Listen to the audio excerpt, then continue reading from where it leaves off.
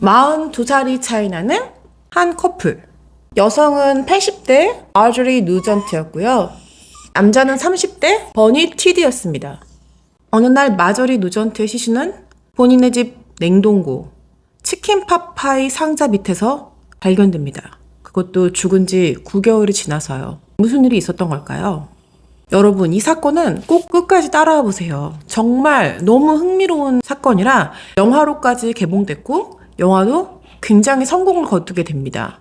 버니 티드라는 남자가 있습니다. 1958년생이고요. 사건 당시엔 38살, 지금은 68세입니다. 버니 티드에 대해서 말하자면 그냥 그 어떤 수식어도 진짜 다 갖다 붙일 수 있어요. 하지만 공통적으로 사람들이 가장 많이 표현하는 건 천사.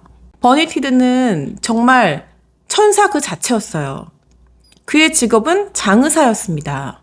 그런데 여러분 그거 아시죠? 미국은 장례 문화가 굉장히 좀 우리나라와 또 다르잖아요. 막 관을 오픈해놓고 망자의 마지막 모습을 보여주기도 하고 이러잖아요. 그러다 보니까 왜 시신에 화장도 하고 머리도 예쁘게 꾸며주고 가장 예쁜 모습으로 관에 배치될 수 있도록 하잖아요. 그런 역할을 장의사가 모두 한단 말이에요. 버니 티드가 하는 일이 바로 그런 일이었습니다. 일단 버니 티드에 대해서 설명해 드릴게요. 버니 티드는 텍사스에서 나고 자랐습니다. 버니 티드한테는 엄마 아빠가 있었고 또 여동생이 있었어요. 엄마가 그 버니 티드가 3살 때 아빠가 모는 차에 탔다가 사고가 나서 엄마가 죽은 거예요. 근데 아빠가 이 죄책감을 이겨내지 못하고 그 다음부터 계속 술만 마시고 막 그러다가 버니가 15밖에 안 됐을 때 죽게 됩니다. 그러면서 버니가 이제 여동생도 책임져야 되고 자기의 앞가림까지 해야 되는 그런 가장이 되었죠.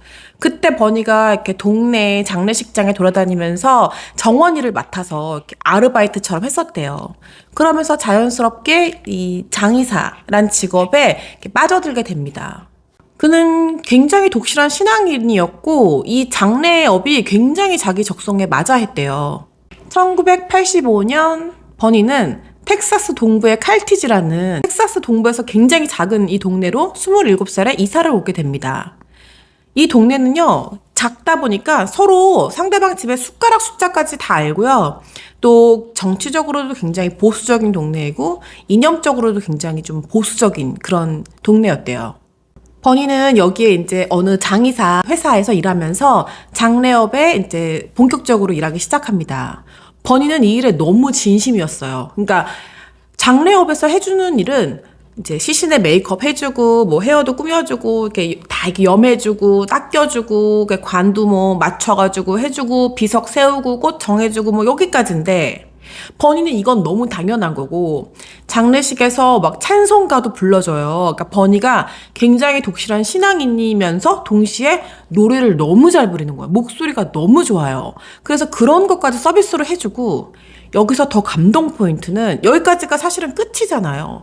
이걸에서 더 한다고 해서 버니가 돈을 더 버는 것도 아닌데 버니는 너무 착하고 마음이 너무 여리고 진짜 천사라서 보통 배우자가 죽고 나면 홀로 남은 미망인이 있잖아요. 그럼 이들이 슬픔에 빠져가지고 뭐 식음을 전폐하지 않을까, 혼자 외롭게 있진 않을까, 혹시 안 좋은 선택은 하지 않을까, 어디가 아프진 않을까. 장례를 치르고 난 이후에 항상 그 미망인들 집을 매일 찾아가서 이렇게 확인하는 거예요. 굿모닝, 뭐, 오늘 어땠어요? 뭐, 그냥 가지도 않아요. 뭐, 쿠키, 먹을 거, 뭐 작은 꽃 한 송이라도 사가져 가면서 가가호 두드리면서 그렇게 그 사람들을 그 애프터 케어라고 해야 되나? 이걸 하는데 이걸 정말 돈 받아서 하는 것도 아니고 무슨 의무감에 하는 게 아니라 본인이 정말 너무 마음이 쓰이는 거예요. 이 민망인들이. 그리고 또 막 장례식에서 이 배우자들이 막 우는 모습을 보잖아요. 그럼 버니는 그게 너무 마음이 아파. 그래서 이들을 케어하지 않고선 본인이 견딜 수가 없는 거예요. 그래서 그런 것까지 세심하게. 그러니 마을 사람들 중에 버니를 싫어할래야 싫어할 수가 없는 거예요. 정말 인기 우주 대스타. 얼마나 이야기도 잘했는지 주일이면은 그 목사님 대신해서 이렇게 주일 예배에 그 연설 같은 것도 막 했대요. 사람들이 오히려 그 목사님이 하는 것보다 버니가 해주는 걸 더 좋아했다는 그런 얘기들도 많았대요. 그리고 이 버니가, 우리 버니 아저씨가 그 예술에 대한 조예가 어마어마해요. 그 눈도 진짜 높고 그 아트에 대한 어떤 감성이 하이엔드. 그리고 럭셔리 사치품 좋아하고요. 자그마한 예쁜 거, 조그만한 것부터 시작해서 뭐 예쁜 의자, 예쁜 도자기 막 이런 거 너무 좋아했어요. 그러니까 심지어 얼마나 그 테이스트를 알 수 있냐면 나중에 자기 집이 생겼을 때 그 도자기로 만든 펭귄들만 이렇게 막 컬렉팅할 정도로 막 시계도 컬렉팅하고. 그러니까 본인의 어떤 그 수준이 굉장히 그 예술적 수준이 높았던 거죠. 그리고 쇼핑도 좋아하고요. 막 아기자기한 바느질, 수예, 공예도 좋아합니다. 약간 느낌이 오시나요? 네, 버니는 게이였습니다. 하지만 그때 당시 시대적인 상황과 80년대잖아요? 게다가 이 칼티지, 동부 텍사스의 칼티지라는 동네가 너무 보수적이고 조그만 동네라서 뭐 커밍아웃 하거나 뭐 이런 건 없었대요. 이렇게 예쁘고 아름다운 걸 좋아하는 버니. 뮤지컬에도 조예가 대단해서 어떤 대학교에서는 버니한테 뮤지컬 강의를 좀 해줄 수 있냐고 초빙할 정도로, 그러니까 정말 그야말로 예술에 대한 안목과 열정이 대단했던 사람이죠. 그리고 버니는 진짜 신기한 게 그런 걸 자기만 가지는 걸 즐기는 게 아니라 작은 거 하나까지도 친구들한테 이렇게 선물해주고 마을 사람들한테 선물해주는 걸 너무 좋아했대요. 그래서 그런 거에도 돈을 아끼지 않고 막 펑펑 쓰고 굉장히 나눠주고 선물을 어디로 막 택배로 보내고 막 트럭 태워서 보내고 이런 걸 자주 했대요. 그러다 보니 이 장의사라는 직업이 그때 당시 연봉이 그때 돈이지만 2천만 원이 채 안 됐대요. 근데 그 돈으로 뭐 어떻게 이렇게 하이엔드의 인생을 살겠어요. 남들한테 심지어 본인 거 사는 것보다 남들 사주는 거 선물해주는 걸 덜 즐겼다는데.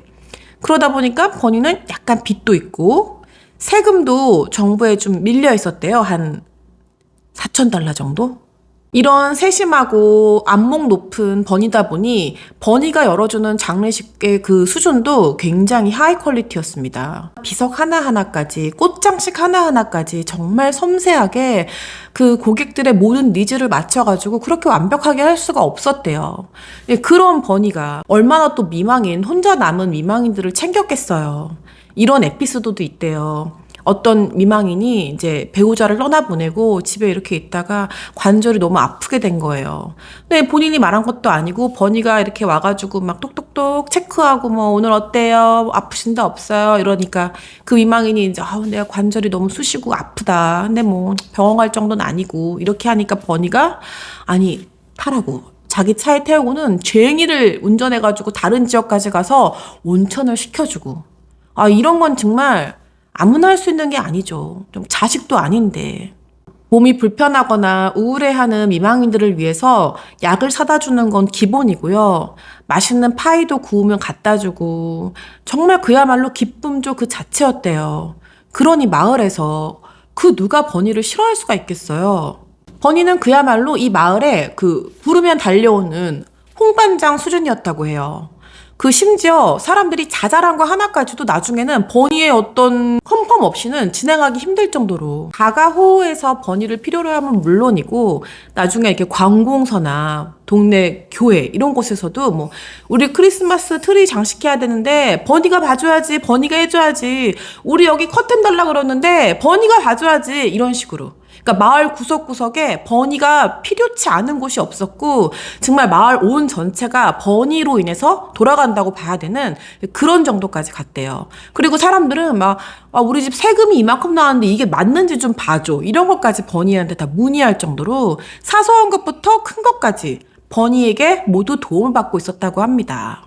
버니도 이렇게 인기가 많고 사람들이 자기를 좋아하면 자기가 소속되어 있는 그 장례 업체 측에 나 이렇게 잘 나가고 한데 보너스 좀 챙겨주세요, 이번 달에 나 때문에 온 손님이 얼마나 많아요, 이럴 만도 하잖아요. 버니는 그런 욕심도 없어요. 단 한 번도 뭐 나 월급이 너무 적은 것 같은데 좀 올려달라 이런 말 한 적도 없고 내가 이만큼 더 한다고 티낸 적도 없고요. 정말 진짜 이 일이 너무 기뻐서 기쁨 그 자체로 하는 그런 사람이었대요. 그래서 이제 마을 사람들에게 점점 버니의 인기가 많아지죠. 남자들도 다 좋아했고요. 젊은 여자들, 나이 든 미망인들 다 버니를 너무 좋아합니다. 제가 아까 말씀드렸잖아요. 버니가 게이였다고.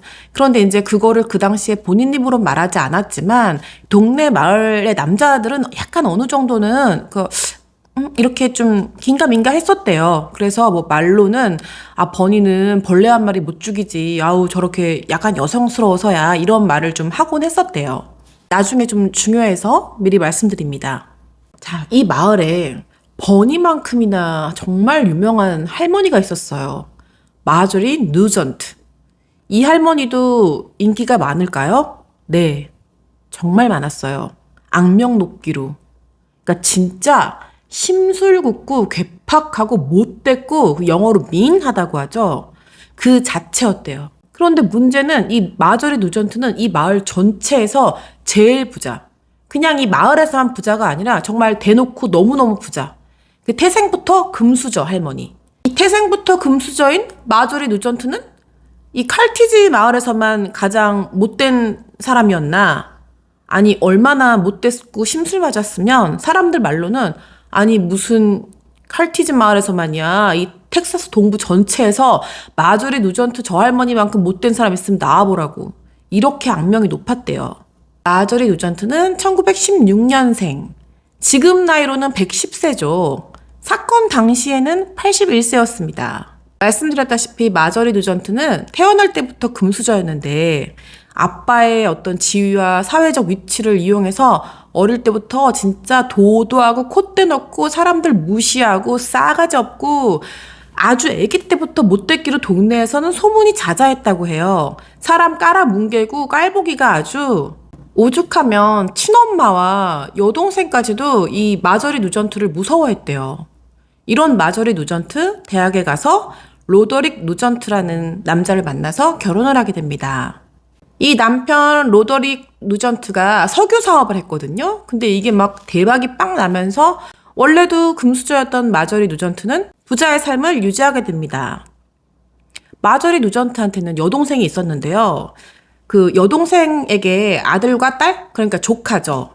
아들 조카가 조였는데 이렇게 한 번씩 이모 집인 마저리 누전트 집에 여름에 이렇게 오면은 그렇게 못되게 굽는 거야. 이모가 막 가둬놓기도 하고 일을 너무 많이 시키기도 하고 막 어느 날은 이발하러 안 가겠다 그랬더니 너 정신병원에 넣어버린다고. 진짜 못된 악담과 악담은 다 하고 막 나쁜 말 다 하고 그러니까 조가 너무 괴로워서 마저리 누전트 없을 때 도망쳐가지고 집에 갔대요.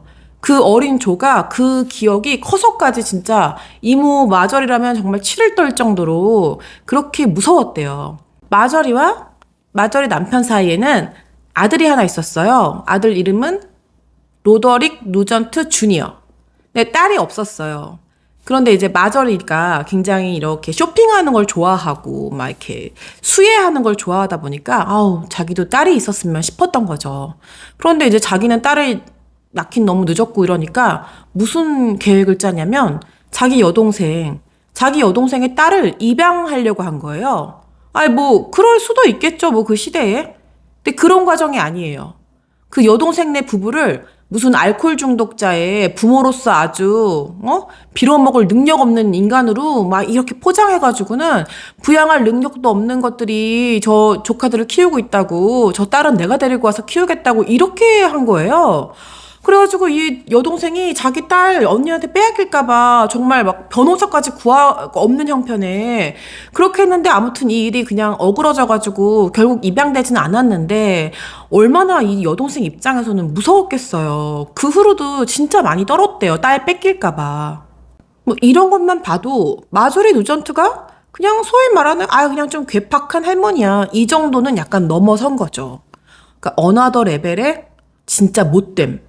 제가 아까 마저리에게 아들이 하나 있다고 했잖아요. 이 아들에게는 또 딸이 셋이 있었어요. 그러니까 마저리 누전트의 손녀가 셋이 있는 거죠. 그런데 뭐 그렇게 아들이랑도 사이가 안 좋고 손녀들이랑도 사이가 좋진 않았대요. 워낙 괴팍하다 보니까 뭐 아들도 엄마랑 거의 연 끊다시피 하고 살았다고 합니다.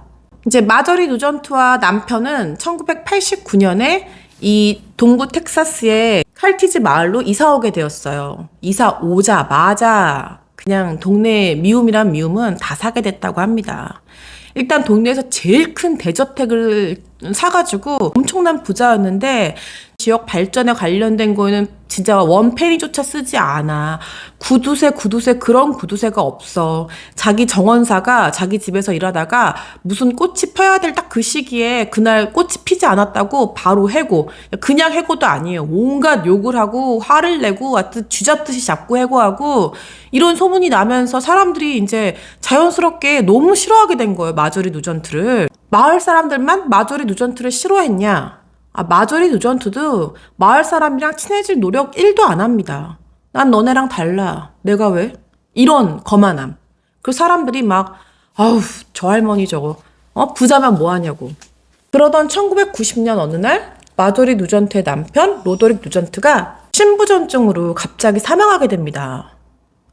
이 장례식은 어디서 치렀을까요? 네, 버니가 근무하고 있는 호손 장례식장. 그래서 마조리 누전트의 남편의 장례식을 버니가 치르게 됩니다. 이렇게 해서 74세의 마조리 누전트와 당시 32살의 버니가 처음 만나게 됩니다. 버니는 마조리 남편의 장례식을 최대로 잘 치러줍니다. 돈도 많으니 호화롭게 치렀죠. 비석 하나하나 다 골라주고 꽃 한 송이 한 송이 다 골라주고 또 제가 아까 말씀드렸잖아요. 버니의 이 테이스트가 굉장히 하이엔드라고. 근데 마조리도 그랬거든요. 원래 금수저로 태어나가지고. 그러다 보니까 마조리의 이 어떤 수준에 버니가 너무 탁탁 맞는 거예요. 하나하나 다 마음에 들어요. 그래가지고 장례식을 정말 마음에 들게 잘 치렀어요. 버니는 장례식이 끝나면 그걸로 끝이 아니라고 말씀드렸잖아요. 그러니까 역시 버니가 장례식이 끝나고 나서도 이제 마조리 집에 다른 모든 미망인에게 그랬듯이 똑같이 매일 찾아갑니다. 똑똑똑 두드려요. 마조리 부인 잘 계시냐고, 오늘 어떠냐고. 다른 미망인이랑 다르게 마조리는 정말 너무너무 차갑게 문전박대합니다.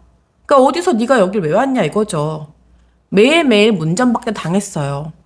그래도 버니는 굴하지 않고 매일 문을 두드립니다. 참고로 버니는 모든 미망인에게 똑같이 이렇게 했어요.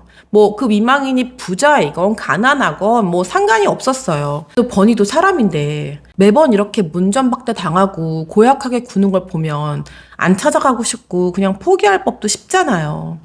나중에 버니가 말하길 물론 그럴 수도 있었지만 자기가 보기에 마조리 누전트가 너무 불쌍했대요. 마을에서 인기도 없지. 마을 사람들 다 싫어하지. 장례식을 열어보니까 진짜 몇 오지도 않지. 조문객이라고. 혼자 이 쓸쓸한 대저택에서 혼자 남아있을 마조리 누전트를 생각하니까 너무 마음이 가더라는 거예요. 그래서 그렇게 문전박대를 당함에도 불구하고 포기하지 않고 매일매일 빈손도 아니에요. 들고 이렇게 찾아간 거예요. 지성이면 감천인지 어느 날 똑같이 이제 문을 열어서 안녕하세요 이렇게 인사했는데 팡 하고 닫을 줄 알았는데 어느 날 마조리 누전트가 이렇게 표정은 전혀 풀리지 않았지만 이렇게 들어오라고. 점심은 먹었냐고. 들어와서 점심 같이 먹자고. 이렇게 한 거예요. 그날부터 버니와 마조리 누전트 할머니는 친구가 됩니다. 이렇게 마조리 집에 들어가 보니까 집은 너무너무 크지. 황량하기만 하지.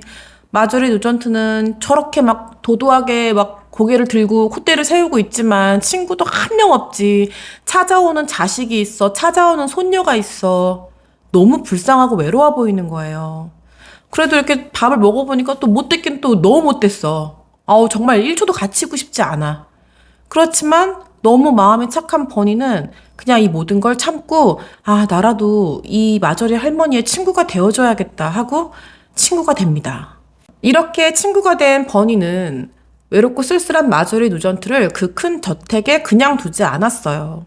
데리고 나가서 외출도 하고 쇼핑도 하고 여기까지 나가봤다가 저기까지 나가고 그러다가 좀 더 멀리 시내까지도 나가서 신나게 놀고 오고 뮤지컬도 보고 아까 계속 말씀드렸잖아요. 둘 다 쇼핑 좋아하고 예쁜 거 좋아하고 사는 거 좋아하고 이런 거 돈 쓰는 거 너무 좋아하다 보니까 이게 딱 맞아떨어진 거예요. 그래가지고 둘이 좋다고 이렇게 막 시내를 놀러 다니고 마조리 입장에서는 얼마나 누가 이렇게 해줬겠어요. 너무 신나죠. 게다가 한참 어린 젊은 남자예요. 얼마나 에너지가 넘치고 나까지 막 젊어지는 그런 느낌이 들잖아요.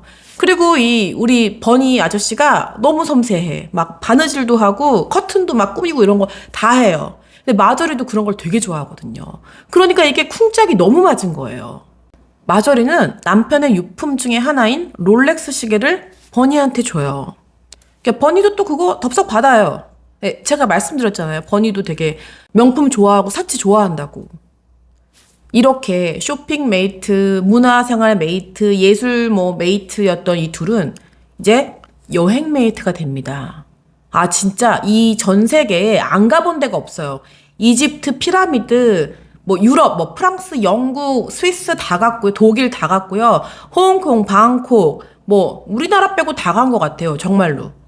그리고 이 여행만 그렇게 많이 다닌 게 아니라 갈 때마다 퍼스트 클래스 타는 거는 기본이고요. 5성급 호텔에 묵는 건 이것도 기본이었습니다.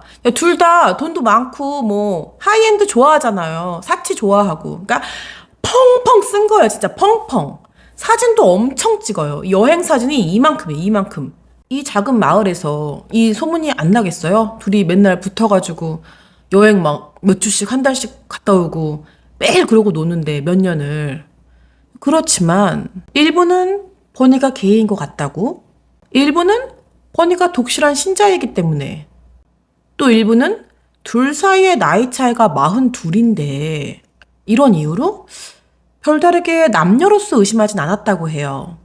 그렇게 해가 지나면서 어느 날 마저리가 자신의 유산 상속 목록에서 자신의 하나뿐인 아들과 손녀들을 다 제거하고 버니에게 전 재산을 준다고 유서를 남깁니다. 이걸로 나중에 손녀들이 소송 걸고 난리도 아니었어요. 1994년 어느 날은 마저리의 손녀들이 집에 놀러 왔어요. 아주 몇 년 만에 할머니를 뵈러. 그런데 마저리 누전트가 너네 누구야? 나 너네 모르는데? 이렇게 말하면서 get out, 당장 나가라고. 그리고 손녀들이 너무 당황해서 아니 할머니 왜 그러는 거냐고 그랬더니 너네 다 필요 없다고, 나가라고. 그런데 그때 손녀들도 이렇게 집을 이렇게 보잖아요. 봤더니 아니 할아버지 사진은 다 어디 가고 여기저기 할아버지 사진이 있었는데, 아니 할아버지 사진 있던 자리에 그 버니 사진이 이렇게 다 있는 거예요. 막 여행 가서 찍은 사진들, 막 버니 독사진, 버니랑 같이 찍은 사진들. 그 손녀들이 이 남자 뭐야? 이 아저씨 뭔데 우리 할머니 삶을 완전 지배했지? 그래서 그때 정말 충격을 받고 돌아왔다고 해요. 그런데 그 당시에 이 마조리 누전트도 이 유서를 새로 작성하면서 전 재산을 버니 준다고 했잖아요. 그때 이제 변호사랑 그러니까 확신하냐고, 이렇게 하겠냐고 이렇게 확인하잖아요.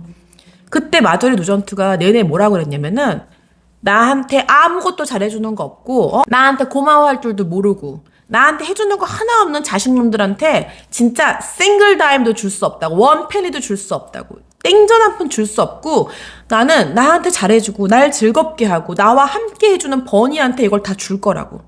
그리고 나는 애시당초 이 자식놈들 하나도 마음에 안 들어서 난 100원도 남기고 갈 생각이 없었다. 어차피 나는 내가 남은 생 동안 진짜 펑펑 써서 다 쓰고 갈 생각이었다.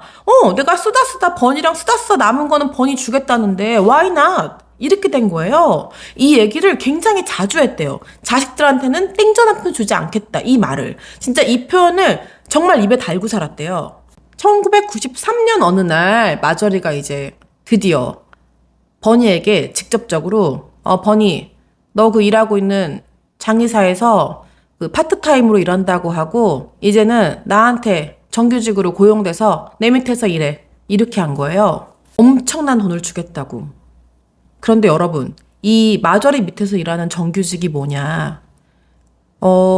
전 재산 케어, 마저리 케어, 마저리 스케줄 케어, 마저리 아침, 점심, 저녁 케어, 여가 시간 케어, 거의 집사, 게다가 하인. 여기에 뭐까지 들어있냐면 마저리의 발톱 깎아주기, 마저리가 낮 동안 신었던 스타킹 손빨래해서 걸어주기, 이런 것까지 모두 포함된 정규직 조건이었습니다. 버니는 여기에 예스 합니다. 아무리 그래도 한 집에 들여서 사는 건 좀 동네 사람들 보기 그래서 그런지 본인 집에서 바로 옆에 2층짜리 집도 버니를 위해서 한 채 사줍니다. 버니는 이 집에 자신의 그 예술적 취향에 맞춰가지고 이 집을 아주 멋지게 꾸며요. 그리고 이때는 버니가 이미 마저리로부터 많은 돈들을 받고 있었어요. 그래서 버니도 굉장히 풍족했어요. 마저리가 시켜줘가지고 조종사 자격증도 따고 이때는 버니 소유의 그 비행기만 4대였대요. 집도 굉장히 럭셔리하게 잘 꾸미고 이맘때쯤엔 집에 그 시계 컬렉션 장도 있었대요. 버니가 얼마나 사치를 이미 누리고 있었던 때인지 럭셔리한 삶을 살고 있었던 때인지 감이 오시죠. 제가 아까 그 마저리의 정규직 일 중에 마저리의 재산 관리도 있다고 했잖아요. 그것 때문에 마저리가 거래하고 있던 주식 브로커랑 통화하게 되면서 여기다가 넣어요, 저기다가 넣어요, 뭐 이건 다 매수해 주세요, 뭐 이렇게 자꾸 시키다 보니까 어느 날 이 브로커가 생각하기에 자기가 마저리도 아니고 싶은 거죠. 그래서 통화하다가 이제 화를 버럭 내면서 아니 뭘 그렇게 안다고 나한테 이래라 저래라냐고, 내가 주식 브로커지 당신이 응? 당신 장의사 주제에 뭘 하냐고 이렇게 얘기한 거예요. 상처를 준 거죠. 이거를 마저리가 알게 되고 마저리가 이 브로커한테 전화합니다. 너 내일부터 당장 잘리고 싶지 않으면 2번 다시 버니한테 그따위로 얘기하지 마. 이런 일화를 들으면 마저리가 버니를 너무 좋아해서 뭔가 좀 바뀌었나 싶으시죠? 아니요. 전혀요. 오히려 해가 갈수록 버니 생각에 경미한 치매 증상인가 싶을 정도로 점점 괴팍해지고 못돼지고 진짜 이루 말할 수 없이, 그러면 악담에 막 나쁜 말들을 너무 많이 하고 잔소리도 한 번 시작하면 논스톱인 거예요. 끝나지가 않아. 사람을 막 긁고 박박박 진짜 죽을 만큼 괴롭혔대요. 이걸 버니가 다 참습니다. 다 참아요. 물론 여러분, 버니가 정말 착하고 마저리를 불쌍하게 여겨서 측은하게 여겨서 참은 것도 있지만 우리가 잊지 말아야 될 거, 버니는 마저리로부터 엄청난 돈을 받고 있었고 또 거의 마저리와 함께 있으면 마저리의 돈은 자기 것처럼 펑펑 쓰고 있는 삶을 살고 있었다는 것입니다.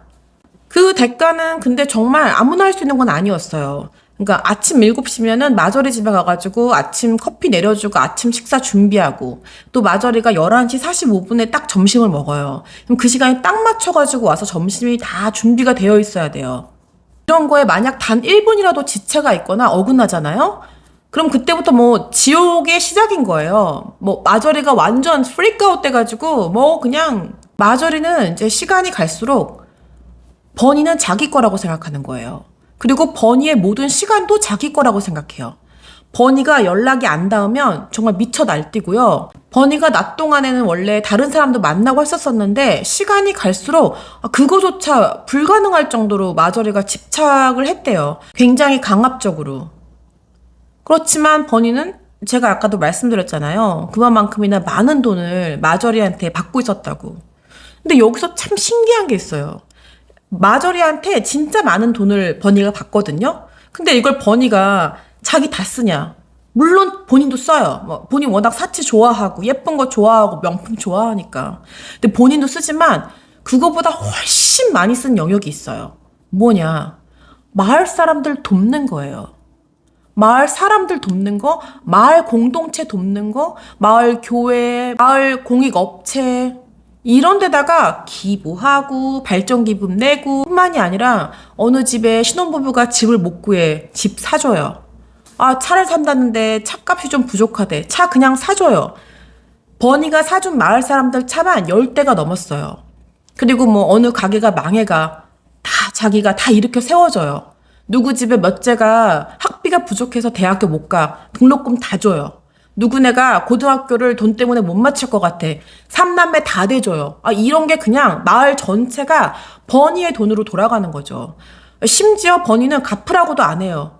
더 웃긴 건 갚은 사람도 없대요. 그냥 다 받았대요. 교회에서 신축 건물 짓는다? 버니가 다 내요. 관공서에서 뭐 어디가 무너졌다? 버니가 다 해줘요. 이런데 버니가 돈을 본인한테 쓰는 것보다 훨씬 많이 씁니다. 그게 버니의 가장 큰 기쁨이었나 봐요. 마을 사람들의 행복을 위해서 사는 것? 마저리는 버니가 돈을 어디다가 쓰는지에는 크게 관심이 없었대요. 뭐 그냥 어차피 내가 쓰라고 한 거 대신에 넌 내 거야. 약간 이런 마인드? 그렇지만 앞서 말씀드린 바와 같이 이제 버니가 이렇게 사람들도 좋아하고 마을 사람들이랑 어울리는 것도 좋아하는데 점점 마저리가 막 1분 1초 전화하고 집으로 오라, 이것 때문에 오라, 저것 때문에 오라 막 이렇게 하니까 버니가 이제 어느 순간 느끼기에 본인이 감옥에 갇힌 것 같았대요. 마저리 감옥. 도저히 빠져나올 수 없는. 그래서 너무 이거를 다 그만두고 자기 일 그만두고 싶다고 말하려고도 진짜 곤백번 각을 잡아봤지만 버니가 생각하기엔 나마저 떠나면 이 괴팍한 할머니한테 누가 남는가, 정말 아무도 남지 않을 것 같다는 생각에 정말 떠날 수가 없었대요. 이제 정말 마저리가 폐악질을 부리고 진짜 인간으로서 참을 수 없을 정도로 잔소리를 해대고 이런 날이 있었대요. 그래서 버니가 차를 몰고 나 그만두겠다고, 나 이 집 나간다고. 그래서 막 이렇게 나가는데 그 차 나가는 게이트 있잖아요. 그거를 마저리가 탁 잠궈요. 장구구는 그 차 앞에 와가지고 나가기만 하라고 하면서 막 방방, 그야말로 방방 뛰는 거예요. 버니가 이러지도 저러지도 못하고 너무 무기력하게 나는 이 감옥에서 나가기는 글렀구나. 난 영원히 이렇게 여기서 그냥 이렇게 살아야 되나 보다. 이렇게 생각하고 포기한 날도 있었대요. 그러니까 그때의 상황은 한마디로 얘기하면 버니가 나중에 말하길 마저리의 정신적 학대에 심각하게 빠져 있었던 때라고 합니다. 그렇게 시간이 흘러 1996년 11월. 그때는 버니와 마저리가 처음 만나서 친구가 된 지 6년이 좀 더 지난 상태였어요. 어느 평범한 11월의 아침에 평소와 똑같이 7시 반까지 마저리 아침을 준비해 주려고 버니가 마저리 집에 갔어요. 그래서 뭐 차고에서 뭐 오늘 뭐 할지 이런 걸 정하면서 나가서 중국 음식이나 같이 먹자, 아침 먹고 뭣도 사고 시내 다운타운 나가보자 이런 얘기를 하고 있었는데 뭐에 트리거가 걸렸는지 마저리가 버니한테 막 또 잡돌이를 하기 시작한 거예요. 막 거의 히스테리컬하게 막 잔소리 막 온갖 나쁜 말과 악담을 퍼부으면서 막 난리가 난 거예요. 그러니까 버니가 순간 이 분노의 끈을, 이성의 끈을 더 이상 잡지 못했던 거죠. 폐악질을 부리고 돌아선 마저리의 등에 버니가 그 차고에 있던 소총으로 2발을 쏩니다. 마저리는 바로 쓰러졌죠. 그런 마저리에게 버니는 총을 들고 뚜벅뚜벅 다가갑니다. 그리고 마저리를 향해서 2발을 더 쏩니다. 총 4발을 쏜 거죠. 마저리는 당연히 즉사했습니다. 버니는 그런 마저리를 그 차고에 있는 냉동고가 하나 있었어요. 그 냉동고에 넣습니다. 그리고 차고의 피를 모두 닦고 자신의 집으로 유유히 사라집니다. 그 다음날부터 버니는 평소와 똑같은 일상을 살아요. 마치 아무 일도 없었다는 듯이. 나중에 버니가 감옥에서 말하길 그때의 상황이 아주 정확하게 기억나진 않는다. 뭐 때문에 내가 그렇게 총을 쏘게 됐는지까지는 잘 기억나지 않지만 다만 기억하는 건 그 분노하고 발작하고 있는 마저리가 너무 무서웠다. 영원히 끝날 것 같지 않았다. 이것만 기억이 난다고 하면서 이렇게 울어요.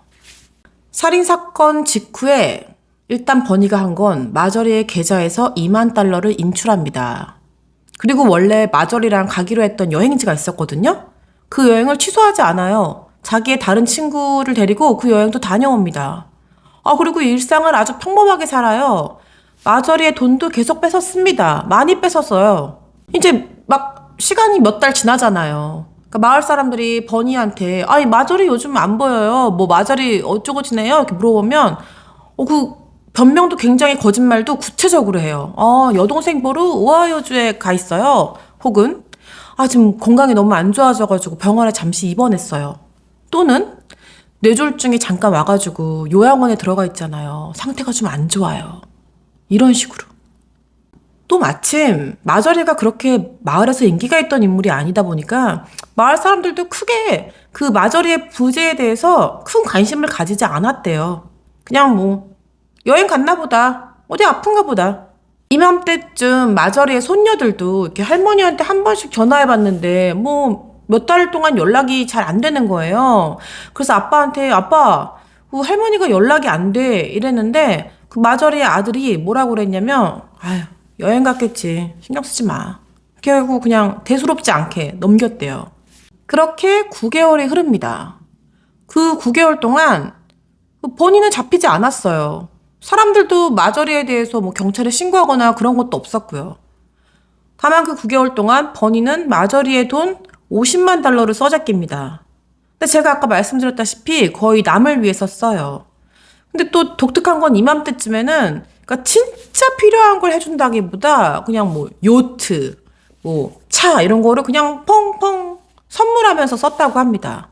아, 그러다가 어느 날 마을에 이제 유일하게 좀 마저리랑 그래도 좀 인사하고 지내던 어떤 할머니가 경찰에 연락을 했대요. 아니, 이제 내가 나가보긴 좀 그렇고, 그 웰페어 체커 좀 부탁한다고, 마저리 할머니가, 벌써 몇 달째 보이지가 않아. 이렇게 된 거예요. 근데 경찰도 그 연락을 받고, 아이, 뭐 그 할머니 뭐, 그 마을이 굉장히 작다고 했잖아요. 평소에도 잘 나오지 않고, 집에만 있는 사람인데 뭐, 별일 있겠어? 이러고는 뭐, 전화 한번 해보지만 받지 않고, 대수롭지 않게 지나갔대요. 한 달이나 지나서야 한 달 동안 꾸준히 이 마저리 전화 안 받으시네? 이러면서 버니한테 전화합니다. 그래서 마저리 웰페어 체크 들어왔는데 어디 계시죠? 이랬더니 버니가 지금 병원에 입원해 있는데 그 자기가 너무 위독하니까 아무래도 이렇게 소문나는 게 싫다고 다른 사람 이름으로 비밀리에 입원해 있습니다. 그래서 이름은 알려줄 수 없어요. 어떤 이름으로 입원했는지. 이렇게 된 거예요. 그래서 경찰이 병원이 어딘데요? 이랬더니 버니가 뭐 어디 병원이라고 얘기한 거예요. 근데 경찰이 좀 이상해가지고 그 병원에 전화를 해요. 해가지고 뭐 이름은 등록이 안 됐다고 하는데 이렇게 생긴 사람 이 정도 나이에 이런 할머니 거기 있냐 이렇게 물어봤는데 병원에서 그런 인상착의의 환자는 지금 저희 병원에 없는데요? 이렇게 된 거예요. 그렇게 1997년 8월 18일 그러니까 마저리가 죽고 9개월이 딱 지나고 나서 경찰이 이상하다 생각해서 마저리의 아들에게 연락을 합니다. 마저리의 아들과 손녀들이 찾아왔죠. 여기 칼티지로. 경찰과 마저리 아들, 손녀들 모두 다 같이 마저리 집에 들어갑니다.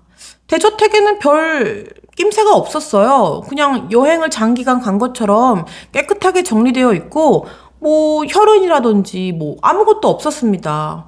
그래서 그냥 역시 장기간 여행 가신 게 맞나 보다. 별반 뭐 집에 어떤 흔적이 있거나 하지도 않네. 이러고 돌아서는데 손녀 중에 한 명이 이렇게 얘기하는 거예요.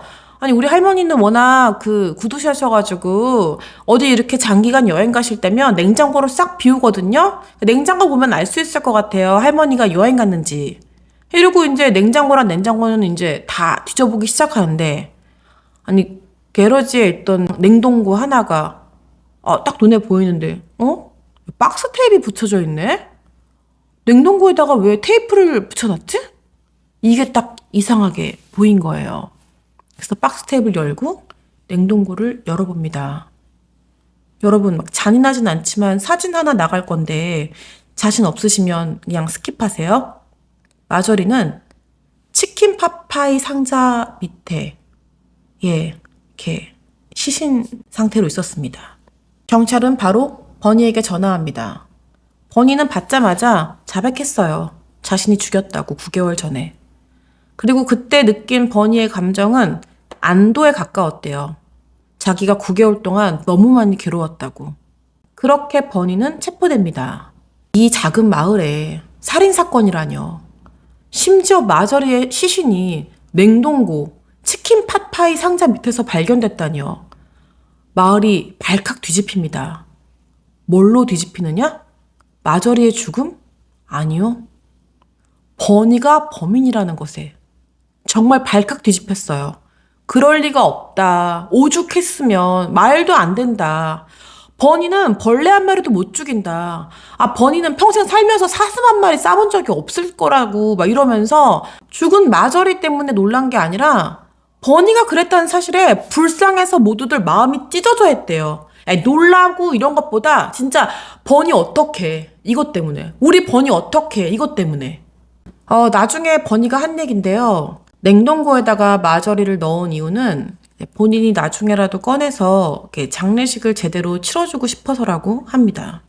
사실 당시 마저리 나이가 81였어요. 게다가 마저리는 그 당시에 심장 질환이 있었고 분노를 자주 했기 때문에 욱욱 이럴 일이 많았대요.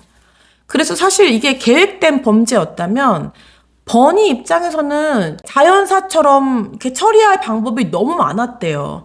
정말 그야말로 언제 돌연사해도 뭐 이상하지 않을 나이였으니까요. 또 이때가 이제 1990년대 초중반이잖아요. 그때의 81세는 지금의 81세랑 또 다르죠. 굉장히 고령으로 또 취급받던 시대였어서 어떻게 돌아가셨다고 소식을 접해도 이상하지 않을 그런 노인의 나이였는데 굳이 버니가 이 총을 4발이나 쏴서 죽였다는 점, 이게 나중에 좀 중요 쟁점으로 떠오릅니다. 버니는 감옥에 수감된 그날부터 감옥에서도 인기가 만점이었어요. 워낙에 성품이 좋고 온화하고 프렌들리하고 남을 잘 챙기고 자상하고 친절하고 착하고 천사 같으니까. 그리고 버니가 있었던 그 감옥에 그 마을 사람들이 매일매일 음식을 해가지고 막 면회를 와요. 이거 좀 챙겨 먹으라고 막 이러면서. 그리고 이 사건을 맡은 데니 벅이라는 검사가 있었는데, 그런데 이 사건을 데니 벅 검사가 맡고 나서부터 데니 벅이 어디 동네에 마트를 하나 못 나가는 거예요. 밥 먹으러 식당에 가도 사람들이 우르르 몰려와가지고 아이 검사님 우리 얘기 좀 들어보라고, 아니 이러시면 안 된다고, 데니를 잡아가시면 안 된다고, 데니가 우리 집 아들들 고등학교 다 보내줬어요, 아 데니가 우리 집 딸들 대학교 다 보내줬어요, 아 데니가 그 마을에 쓰러져 가던 트로피 가게 있잖아요, 그거 데니가 다 인수해가지고 다 살려준 거예요, 데니가 우리 교회도 지어줬어요, 데니가 이 기관도 설립해줬어요, 데니가 이것도 해줬어요 저것도 해줬어요, 우리 집도 사줬어요 차도 사줬어요.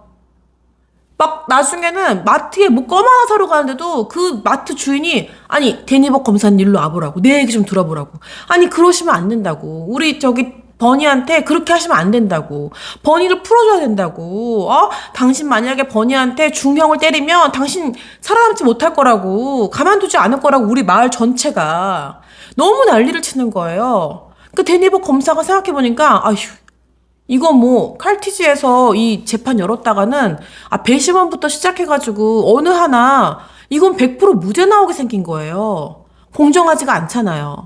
그래서 판사에게 이 재판 지역을 바꿔달라고 합니다. 이거 굉장히 전무후무한 사건이래요. 살인마가 너무 인기가 많아서 재판장을 옮기는 거. 판사는 재판지를 옮겨줍니다. 그래서 아무도 버니나 마저리에 대해서 사전 지식이 아무도 없는 배심원들과 방청객으로 이렇게 싹 다시 바꿔요. 심지어는 이 과정에서 법원이 150만 달러의 보석금을 책정했더니 여성단체에서 당장 이거를 모금해서 막 하루 이틀 만에 다 모이려고 하는 거예요. 그래서 법원이 그 소식을 듣고 이거를 더 높은 보석금으로 책정하고, 이런 웃지 못할 에피소드까지 생깁니다. 1999년 칼티지가 아닌 곳에서 드디어 재판이 열립니다. 배심원들이 듣기엔 버니와 마저리의 이 럭셔리한 라이프, 돈을 펑펑 쓰는 라이프, 이런 게 굉장히 와닿지가 않았어요. 버니에 대해서 뭐 알지도 못하거니와 마저리에 대해서도 뭐 그렇게 마을 주민들만큼 아는 게 아니니까요. 그냥 늙고 그 거동도 불편한 노인을 4발이나 쏴서 죽인 버니라는 살인마에 대한 그냥 어떻게 보면 냉정하고 객관적인 재판이 열린 거죠. 이 재판에서 버니는 30년 후에 가석방이 가능할 수 있는 1급 살인 종신형을 선고받습니다. 좀 씁쓸하고 재밌었던 건 마저리의 손녀들 있잖아요. 손녀들이 사실 아빠와 함께 마저리랑 연락을 끊은 지가 꽤 몇 년이 된 상태였어요. 마저리가 죽을 때 당시에. 그런데 마저리가 죽고 난 이후부터는 뭐 유산 때문인지 뭐 때문인지는 모르겠지만 우리 할머니 정말 스위리스트 그랜마라고, 정말 너무 사랑스럽고 우리에게 동화책도 읽어주고 정말 이야기 할머니고, 안아주면 뭐 뽀뽀를 볼에다가 8번씩 하고 항상 스윗 허그로 안아주고, 정말 그렇게 따뜻하고 스윗 허트가 없었다고. 그러니까 칭찬에 칭찬, 그러니까 뭐 어느 정도 이렇게 커버해야지. 그게 아니고 무슨 그렇게 미인한 사람으로 그 텍사스 전체에 소문난 그 사람을 세상에서 최고 스윗한 할머니로 완전 둔갑시켜가지고 재판장에서 계속 이걸 어필하는 거예요, 배심원들한테. 그렇게 버니가 수감되어서 종신형을 살고 있을 때 2011년 인디 감독인 리처드 링클레이터라는 감독이 버니라는 영화를 만듭니다. 그 버니 역할에 누가 연기를 했냐면 잭 블랙. 정말 한국인들까지 모두 좋아하는 잭 블랙. 잭 블랙이 버니를 연기합니다.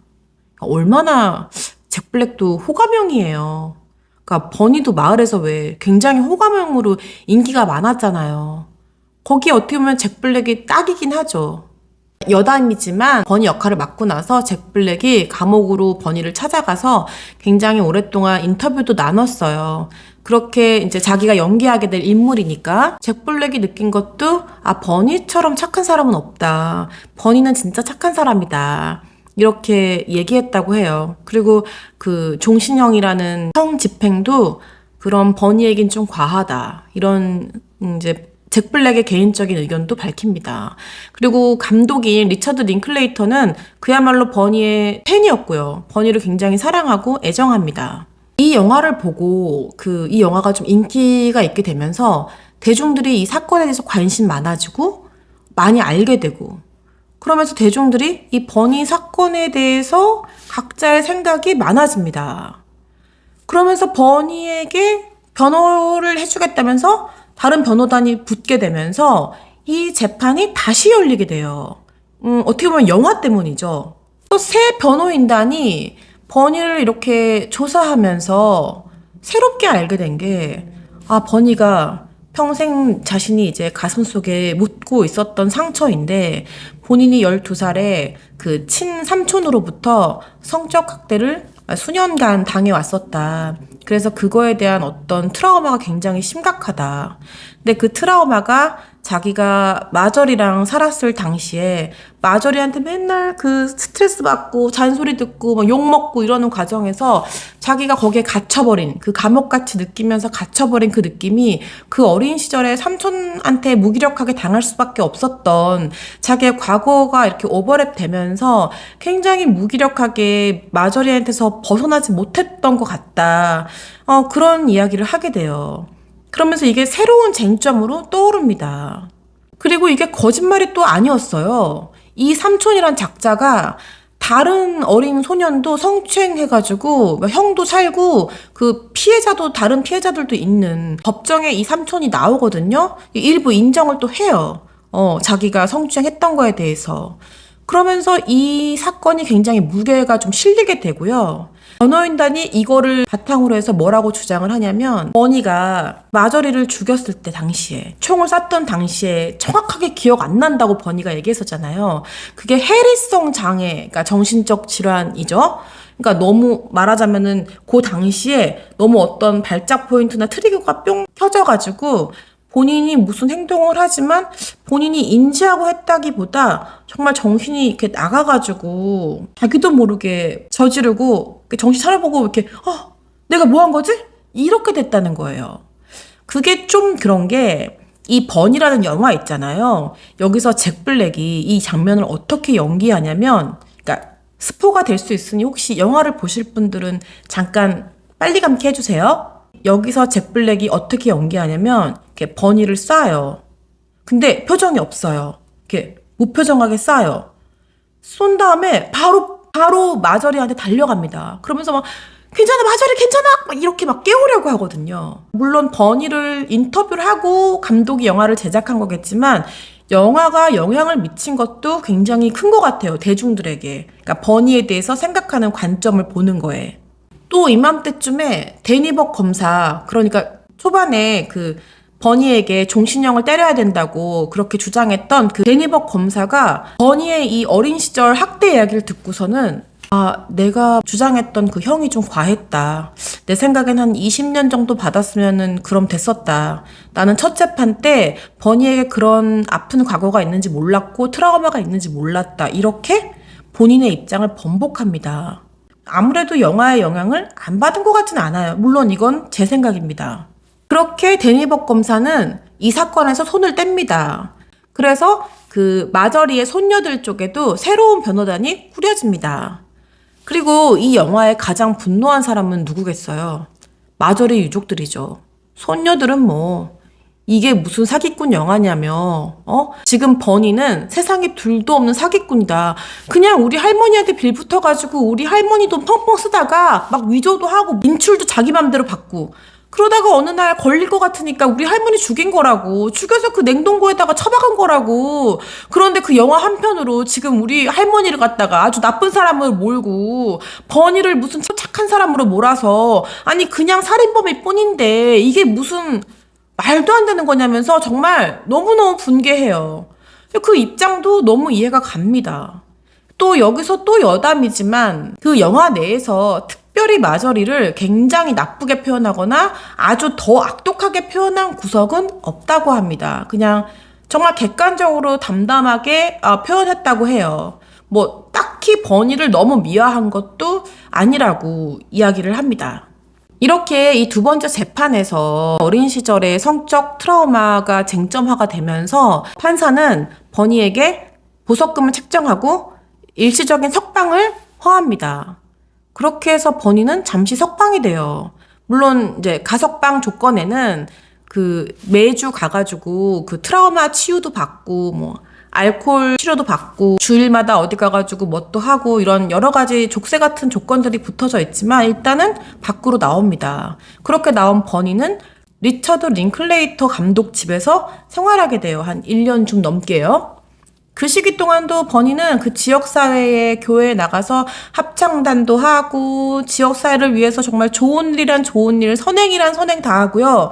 평소에 본인이 그래왔듯이 막 친절과 봉사 뭐 이런 모든 것들을 베풀면서 그 시기를 보냅니다. 참고로 그 버니에게 그 종신형을 내렸던 첫 번째 재판에 배심원단이 있잖아요. 이 배심원단들은 버니가 이렇게 다시 나오게 되고 재판을 다시 받는다는 소식을 듣고 정말 분노했어요. 뭐라고 했냐면 우리가 그때 2주 동안 진짜 너무너무 머리 아파하면서 어렵게 판결을 내렸는데 지금 그 영화 한 편 때문에 이 재판이 다시 열린다는 게 말이 되냐. 아니 그 영화를 볼 게 아니다. 그냥 우리가 보기엔 그 사람은 그냥 힘없는 노인을 죽인 살인범이다. 이게 왜 엎어질 일이냐. 모든 배심원단들이 정말 길길이 날뛰어요. 그러면서 뭐라고까지 하냐면 우리는 종신형을 때렸는데 지금 한 16년 살았는데 지금 잠깐 나온 것도 난 말이 안 된다. 이렇게. 그 말도 또 일리가 있다고 저는 생각을 합니다. 개인적으로요. 버니의 변호인단들이 준비하는 건 한 가지였어요. 그때 당시에 버니가 이제 복역했던 복역 기간이 16년이었거든요. 이제 그걸로 충분하다 이거죠. 16년이면 법원에서 판단하기를 뭐 그 정도 살았으면 이제 석방 이렇게 해주기를 바라면서 이 싸움을 준비합니다. 그러나 2016년 4월 22일 다시 열린 재판에서 배심원단은 버니에게 99년형을 때립니다. 가석방 없고요. 어떻게 보면 30년 후에 가석방이 가능한 종신형이 나은 형이죠. 왜냐하면 버니는 아마 감옥에서도 모범수로 활동했을 거거든요. 지난 16년도 그래 왔어요. 그 감옥에서 굉장히 모범수였고 인기도 많았습니다. 그러니 30년 후면 14년 더 살면 되잖아요. 그때쯤이면 아마 버니는 가석방이 되었을 거라고 해요. 그런데 이 99년형은 그 가석방 가능성이 없거든요. 그러다 보니 어떻게 보면은 잠깐 2년 가까운 짧은 자유를 만끽하고 더한 형량을 받았다고 할 수 있죠. 지금 버니는 텍사스 감옥에 있습니다. 마저리가 아무리 못됐고 아무리 괴팍하고 사람 위에 사람 없고 사람 아래 사람 없는 인간처럼 그렇게 아나무인으로 굴었다고 해도 그렇다고 살인을 당하는 건 절대 안 되죠.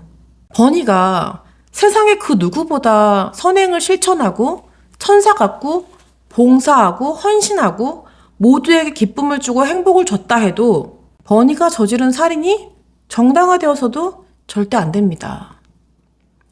제가 이 케이스를 관심 있게 준비하면서 물론 3년 전에 접한 케이스였어요. 버니의 수많은 인터뷰들을 봤는데 버니는 정말 많이 울어요. 울고 정말 많이 후회하는 거는 구구절절 느껴집니다. 어떻게 보면은 되게 그 순간에 그 본인의 분노? 물론 분노할 만했죠. 그거를 참지 못하고 살인까지 가버린 점. 버니가 두고두고 살아도 산 것 같지 않게 그렇게 갚아야 할 죗값인 거죠. 버니의 재판에서 가장 쟁점화됐던 게 이게 계획범죄이냐 우발적 범죄이냐 였는데, 저는 개인적으로 계획범죄라고는 생각하지 않아요. 아마 많은 사람들이 계획범죄라고는 생각하지 않았을 거예요. 계획했다면 정말 너무 많은 다른 방법들이 아마 있었을 거거든요. 하지만 당연히 손녀들은 철저히 준비된 계획된 범죄다라고 끝까지 주장을 하고 있습니다. 그 손녀들이 이렇게 변호인단들이 내민 증거에 보면은 버니가 그 마저리가 죽고 나서도 마저리 돈 빼내기 위해서 사인도 위조하고 은행 가가지고 막 날조하고, 그러니까 마저리가 살았을 때 마저리한테 은행 계좌 보여줄 때도 본인이 이렇게 다 써서 잔고가 막 많이 없는 그거 말고 이렇게 위조해가지고 좀 많이 남은 걸로 마저리를 보여준 그런 기록들도 남아있거든요. 그러니까 버니도 어떻게 보면은 그 손녀들이 진짜 버니에 대해서 그렇게 화나고 사기꾼이다, 이건 계획 범죄다, 돈을 쓰다가 안 돼서 이제 걸릴 때가 되니까 이제 죽인 거다, 이렇게 말하는 부분도 어떤 이야기인지는 충분히 이해는 갑니다.